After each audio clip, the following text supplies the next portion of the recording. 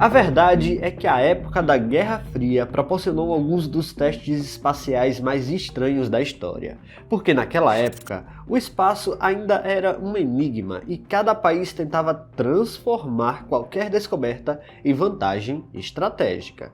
E por incrível que pareça, muito dessa corrida não tinha só a ver com foguetes ou com a Lua, mas com algo ainda mais invisível: a comunicação. Antes do lançamento de satélites confiáveis, manter uma comunicação a longa distância era realmente um desafio. Para isso, os militares usavam a própria ionosfera da Terra, que permitia na prática com que o sinal saltasse a longas distâncias muito além da linha do horizonte. Mas muitas vezes a ionosfera não era confiável. Por isso, os Estados Unidos criaram um projeto ambicioso de basicamente lançar milhões de agulhas na órbita da Terra. No vídeo de hoje vamos conhecer o enigmático projeto Westport e por que ele fez algo tão estranho.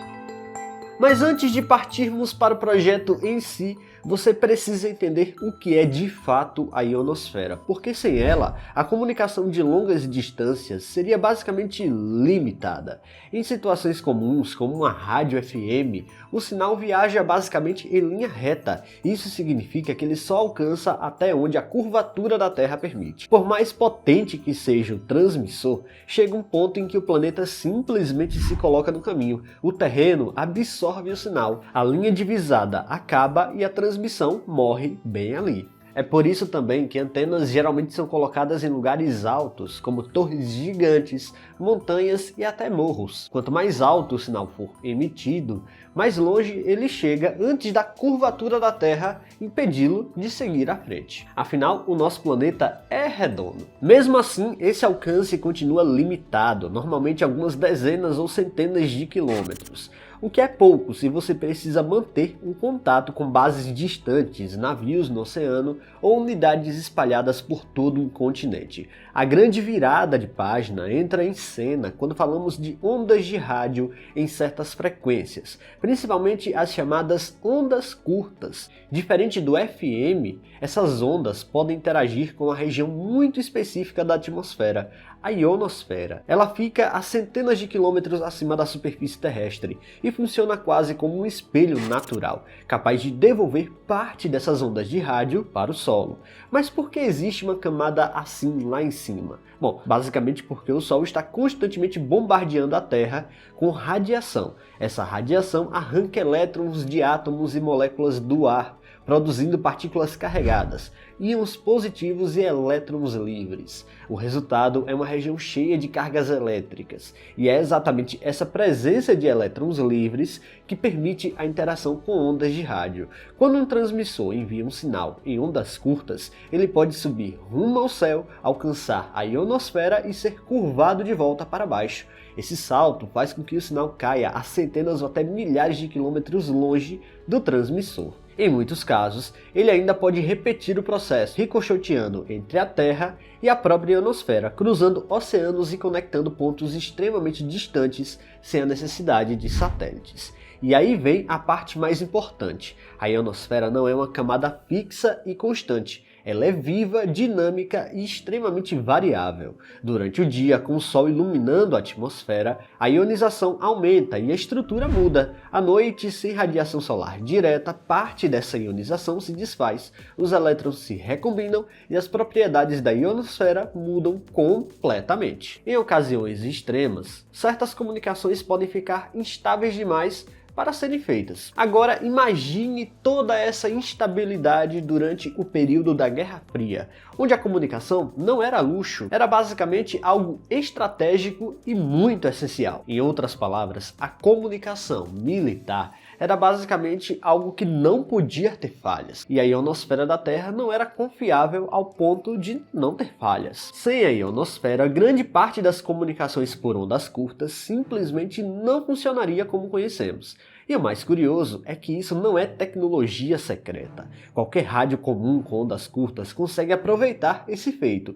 O problema é que esse espelho, digamos assim, não é exatamente confiável. E não era só no céu, havia também o medo de sabotagem. Os Estados Unidos temiam que os cabos submarinos pudessem ser cortados pela União Soviética, isolando o país do resto do mundo no momento crítico.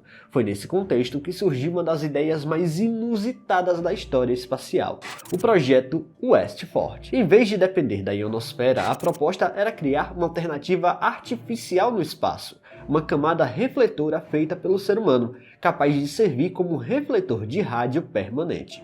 A mente por trás disso foi o Lincoln Laboratory, ligado ao MIT, onde o plano parecia simplesmente coisa de ficção científica.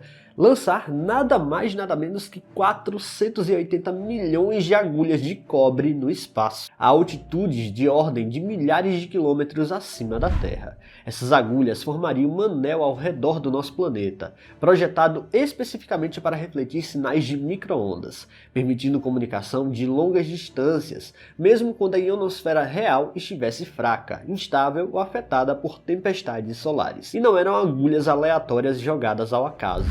Cada filamento foi projetado com precisão, cerca de 1,8 cm de comprimento, exatamente metade do comprimento de onda do sinal escolhido para transmissão. Isso transformava cada agulha numa antena dipolo microscópica. Em conjunto, centenas de milhões delas criaram uma nuvem refletora com comportamento controlado, como se fosse uma enorme antena espalhada pelo espaço.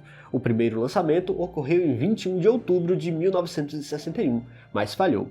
Em 1963, novas tentativas foram feitas e dessa vez o projeto Westford funcionou. Transmissões de rádio conseguiram ser realizadas usando o anel artificial de agulhas como refletor, provando que a ideia, por mais bizarra que fosse, era tecnicamente possível. Só que a tecnologia avançava rápido demais. Quase ao mesmo tempo, os satélites de comunicação começaram a transformar a ideia de uma comunicação mais eficiente, limpa e previsível para resolver o problema militar. Satélites não exigiam espalhar milhões de objetos no espaço e podiam fornecer comunicações contínuas com muito mais qualidade. Resultado, o projeto Westford foi arquivado e virou uma dessas histórias que parecem inventadas, mas foram reais. Um retrato perfeito de como o medo, a urgência e a corrida tecnológica da Guerra Fria afetava tudo naquela época. O destino das agulhas nunca foi completamente acompanhado em detalhe, mas a ideia original era que, por serem extremamente leves, elas acabariam voltando à atmosfera com o tempo, empurradas lentamente por forças como a pressão da radiação solar. Em outras palavras, quando você vê um meteoro no céu, pode ser que seja uma dessas pequenas agulhas reentrando na atmosfera em alta velocidade. No fim, o Westford caiu no esquecimento. Mas o fato é, os Estados Unidos criaram uma ionosfera artificial. O contexto da Guerra Fria explica isso muito bem. A comunicação era algo indispensável. Pessoal, se vocês gostaram deste vídeo, não se esqueçam de deixar o like aqui, que é muito importante. E se você não está inscrito aqui no canal ainda, convido você a apertar o botão inscrever-se aí embaixo. Até a próxima!